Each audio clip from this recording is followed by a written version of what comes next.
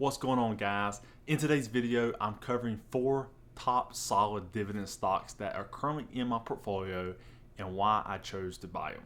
I'm also going to cover a couple key numbers about each individual stocks that may help you decide if this is a good stock for you to add to your portfolio.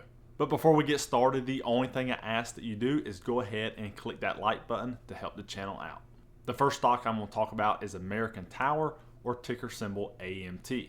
Now, AMT is a real estate investment property company, and they own most of the cell phone towers you see in the United States and even have them all over the world. They own and service over 42,000 towers, and what they do is they contract these towers to companies like Verizon, AT&T, and other major communication companies, and that's how they get the revenue. Their contracts and services bring in over $8 billion each year in revenue that has helped them post a nice and steady growth the past 10 years with almost a 400% return. But let's talk about what really matters to us, and that's those dividends. They currently pay out a dividend yield of 1.99% in dividend payouts, which equals to around $1.27. In addition, just this past Friday, they come out and announce that they increased their dividend about 2.4%.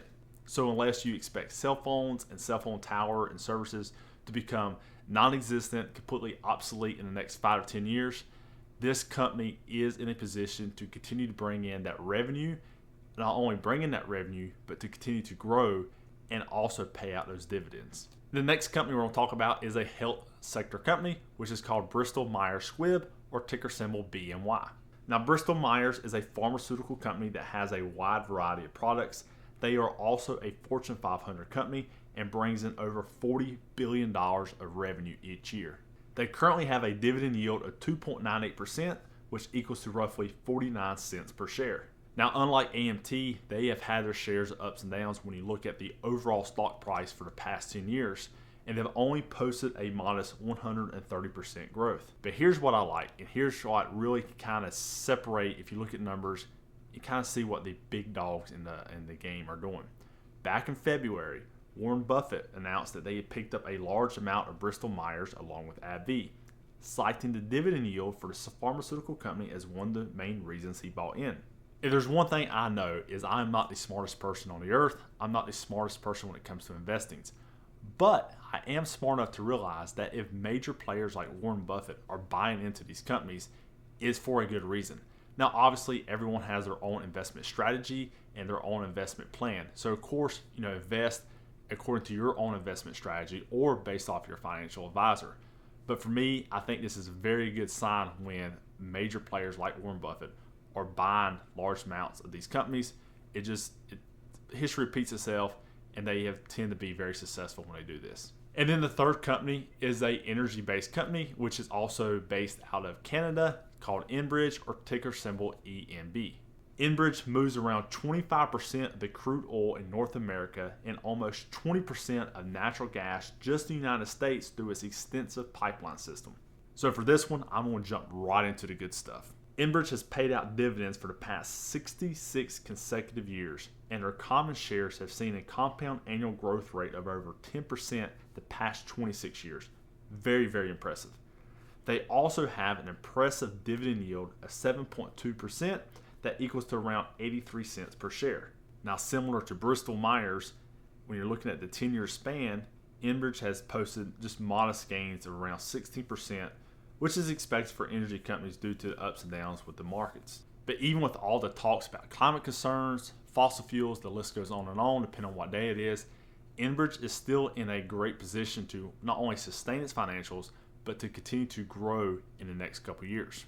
And the reason is Enbridge has an impressive number of products and services they provide to North America, with a big push, obviously, towards renewable energy that not only will help them stay relevant, but also keep those dividends coming in for the next couple of years to investors like us. Last but not least, let's talk about tobacco. Philip Morris used to be a big name in the investing world, but since then, the past couple of years, they have lost a lot of the attention due to all the health initiatives about smoking. Now, if you go on Seeking Alpha or Yahoo Finance and you search anything about Philip Morris, a lot of your analysts and articles are saying this is a strong buy. But why is that?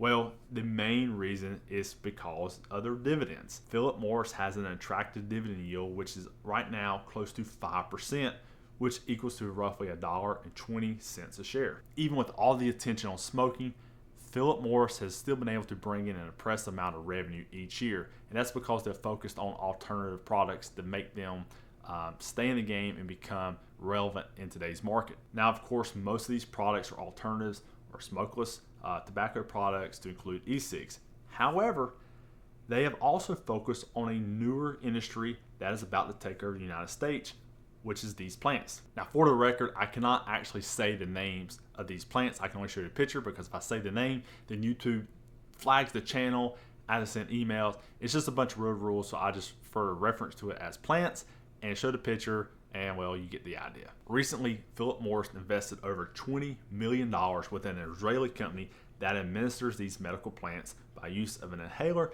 and also looks at other alternatives that provides precise dosages when it talks about this medicine. Now, for me, I live in North Carolina, which has been known really since the early 1900s as a tobacco state and being a leader in the tobacco industry for the United States. But of course, with all the health initiatives and people, the amount of people that do not smoke anymore as compared to used to, they have seen a massive slowdown in tobacco production. Philip Morris still owns and leases thousands of these acres just in my state alone, putting them in a position to be a leader with this medical plant when more states become less restrictive on the use and the overall sales. Even Shark Tank fan favorite Kevin O'Leary has Philip Morris in his top 10 holdings due to the dividend payout. If you watch any of Kevin O'Leary's shows or of his statements on investing, he is all about dividends. He wants that free passive money going back into his portfolio each and every month so it keeps growing and growing. Here's the skinny on these guys. Do your own research, dig into those financials a lot deeper. This is just a brief overview. These are stocks that I like and that they have proven very well for me over the past couple years in my portfolio. But just because it works for me doesn't mean it may work for you in your investment strategy. So do your own research, consult the financial advisor before you decide to start investing in these companies based off one guy's opinion on YouTube. But of course, let me know in the comment section if you own any of these stocks, and if there's some other stocks that you like that are high producing dividend stocks, throw those in the comments section as well. I'd love to see those and see maybe it fits into my portfolio down the road as well. As always, thanks for watching. Thank you for supporting the channel. I hope you stay safe. I hope your stocks stay green and green like these plants, and I'll see you on the next video. Later.